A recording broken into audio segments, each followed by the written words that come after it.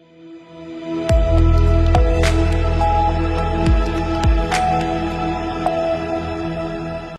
Samajwadi party का एक delegation वहां जाता है और इसी बीच अखिलेश यादव एक बयान देते हैं कि मुख्यमंत्री आवास के नीचे भी शिवलिंग निकलनी चाहिए। पाकिस्तान के कारतूस, अमेरिका के कारतूस, बड़े बड़े अंग्रेजी ऑटोमेटिक रिवॉल्वर, इनका मिलना और एक साथ मुंह को ढककर आके अचानक 150 लोग आके हिंसा फैला दे, क्या ये षड्यंत्र का अंग नहीं है क्या? जब डॉक्टर मनमोहन सिंह का शरीर ले जाया जा रहा था, मैं उस बारे में इतना ही कहूंगा जी कि आदरणीय मनमोहन सिंह जी हमारी राष्ट्र की संपत्ति थे।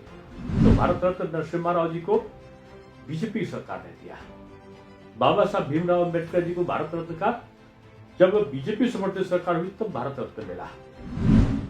ये जो नकली गांधी का कुशासन एक तरीके से है कांग्रेस पार्टी पे, इसमें राष्ट्रहित चिंतन का भाव का अभाव है। ये जो कहते हैं ना बुलडोजर बाबा, योगी बाबा अब बुलडोजर बाबा नहीं है, योगी बाबा अर्थ प्रबंधन बाबा बन गए। आप अटल जी के एक सिपाही के रूप में जाने जाते हैं। आपने लखनऊ को ही नहीं पूरे प्रदेश को एक अलग ही छवि देने की जो भूमिका निभाई। अटल जी भारत के वायु प्राण थे जी, और लखनऊ के खेवैया संवाहक जी ऊर्जा के माननीय अटल जी रहे जी देश में और प्रदेश में लगातार राजनीतिक घटनाक्रम बने हुए हैं। अभी हाल ही में देखा गया किस तरीके से उत्तर प्रदेश में अखिलेश यादव ने मुख्यमंत्री आवास के नीचे शिवलिंग होने की बात कही।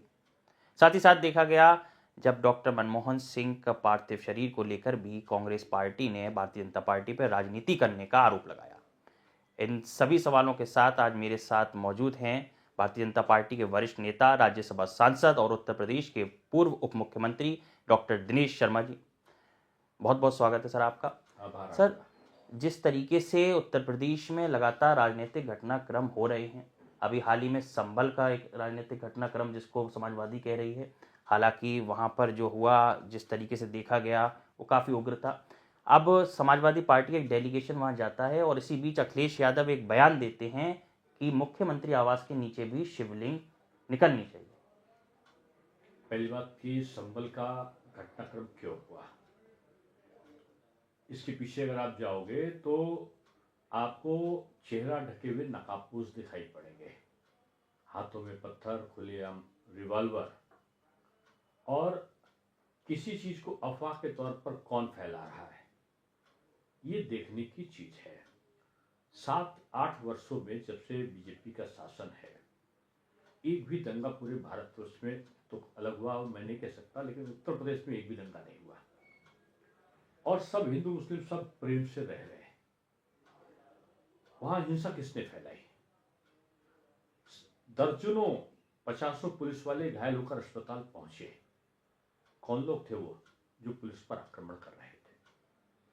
जिनकी मृत्यु हुई उनके साथ मेरी पूरी सहानुभूति है, नहीं होना चाहिए था, दुखद है, लेकिन पुलिस वाले के साथ जो हुआ वो भी नहीं होना चाहिए था। पाकिस्तान के कारतूस, अमेरिका के कारतूस, बड़े बड़े अंग्रेजी ऑटोमेटिक रिवॉल्वर, इनका मिलना और एक साथ मुंह को ढककर आके अचानक 150 लोग आके हिंसा फैला दे, क्या ये षड्यंत्र का अंग नहीं है क्या? हमको दोनों पक्ष को देखना पड़ेगा कि ऐसी शक्तियां तो नहीं कि अचानक रेलवे पटरी की लाइन से निकली जा रही है, अचानक धमकियां एक साथ हवाई अड्डों पे उड़ाने की आ रही है, अचानक कोई ऐसी घटना घट जाती है जिससे हिंदू और मुसलमान में एकदम से आक्रोश फैल जाए। कौन है ये लोग? इनको भी चिन्हित करने की जरूरत है। मैं समझता हूं कि विपक्ष को एक जिम्मेदार विपक्ष की भूमिका का निर्वहन करना चाहिए। सत्ता पक्ष का आप विरोध करो, ये आपका अधिकार है, लेकिन विरोध के लिए अच्छी चीज का भी विरोध करना ये अपराध है। बिल्कुल, जिस तरीके से अभी देखा गया जब डॉक्टर मनमोहन सिंह का शरीर ले जाया जा रहा था, मैं उस बारे में इतना ही कहूंगा जी कि आदरणीय मनमोहन सिंह जी हमारी राष्ट्र की संपत्ति थे और जितना परेशान उनको कांग्रेस के वरिष्ठ नेताओं ने किया, इतना किसी ने नहीं किया होगा। आदरणीय नरसिम्हा राव प्रधानमंत्री थे और कांग्रेस का शासन था। कांग्रेस के लोगों ने उनका 100 कांग्रेस कार्यालय में नहीं आने दिया। राजेंद्र प्रसाद जी राष्ट्रपति थे, उनका स्मारक नहीं बनने दिया। उनको एक कांग्रेस के एक छोटे से कार्यालय में अपने जीवन का कमरे में बताना पड़ा। ऐसा क्यों किया इन्होंने अपने लोगों के साथ में? इधर मनमोहन सिंह जी का मृत्यु का दुखद समाचार सुनते ही इमरजेंट मीटिंग बुलाई जाती है कैबिनेट की, और प्रधानमंत्री तत्काल पास कर देते हैं कि मनमोहन सिंह जी का स्मारक बनेगा और एक कमेटी बनेगी, जगह का चिन्हीकरण होगा, निगम बोध जो जहां पर स्तंभ वरिष्ठ लोगों का क्रिमिशन हुआ है वहीं पर उनका होगा। यानी मृत्यु के तत्काल बाद इतनी सारी चीजें हुई, ये सम्मान देने की बात हुई। रात को ही पूरा प्रधानमंत्री, गृह मंत्री, रक्षा मंत्री, स्वास्थ्य मंत्री, तमाम राष्ट्रीय अध्यक्ष सभी लोग वहां पर रात को ही पहुंच गए। सुबह क्रिमेशन पे देश के प्रधानमंत्री आदरणीय राहुल जी तो गाड़ी के ऊपर चल रहे थे बैठ के, प्रधानमंत्री नीचे पैदल चल रहे थे, गृह मंत्री पैदल चल रहे थे, राष्ट्रीय अध्यक्ष बीजेपी के पैदल चल रहे थे। क्या सम्मान, आप कहां पे सम्मान में कोताही हुई? खरगे जी इसको बताओ। बिल्कुल, आपने अपराध किया है अपने प्रधानमंत्रियों के साथ में, राष्ट्रपतियों के साथ में, उसका जवाब आप दो। आप बीजेपी के प्रधानमंत्री को नहीं कह सकते हो। भारत रत्न नरसिम्हा राव जी को बीजेपी सरकार ने दिया, बाबा साहब भीमराव अम्बेडकर जी को भारत रत्न का जब बीजेपी समर्थित सरकार हुई तब भारत रत्न मिला। आदरणीय इंदिरा जी जब प्रधानमंत्री थी तो खुद ही उन्होंने अपने को ले लिया भारत रत्न।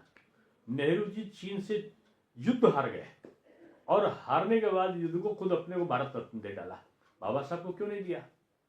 ये दोहरी चाल पर जो चलने की प्रवृत्ति कांग्रेस की रही है, ये जो नकली गांधी का कुशासन एक तरीके से है कांग्रेस पार्टी पे, इसमें राष्ट्रहित चिंतन का भाव का अभाव है। इसलिए मैं समझता हूं कि ये सब आरोप, इनको लगा था कि शायद कुछ नहीं होगा तो आरोप लगाना। अभी एक क्यों नहीं बोल पा रहे हैं? जनता दौड़ा के पकड़ेगी कि आप क्यों मिथ्या वर्णन करते हो, क्यों झूठ बोलते हो। अच्छा, उत्तर प्रदेश में कुंभ का भव्य आयोजन होने जा रहा है, पुनः भव्य कुंभ हो रहा है। निमंत्रण क्यों दिया जी, अरे योगी बाबा ने वो काम कर दिया है जो इनको करना चाहिए था। जब समाजवादी पार्टी की सरकार थी तो मॉरिशस के भी प्रधानमंत्री या राष्ट्रपति आए थे, बेचारे स्नान करने, उन्होंने हाथ देखा इतना गंदा पानी, वो बगैर हाथ को धोकर वापस चले गए। कुव्यवस्थाएं थी।